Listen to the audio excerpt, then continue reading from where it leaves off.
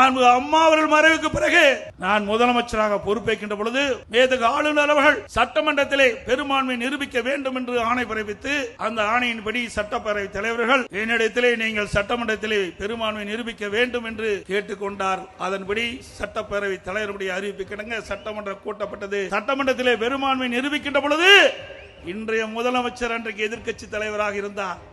அப்பொழுது நடந்த சம்பவம் எல்லா தொலைக்காட்சியில் நீங்கள் பார்த்திருப்பீர்கள்.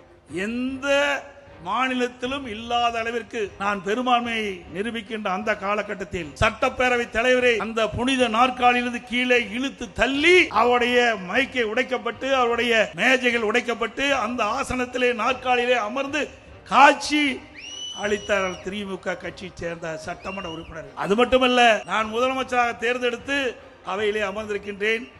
அமைச்சர் சகாக்கள் அமர்ந்திருக்கின்றார்கள். அவர் மேஜையின் மீது ஏறி நடனமாடினார்கள் திமுக சட்டமன்ற உறுப்பினர். இப்படி கேவலமான செயலில் ஈடுபட்ட கட்சி திமுக கட்சி என்பதை நாம் உணர வேண்டும்.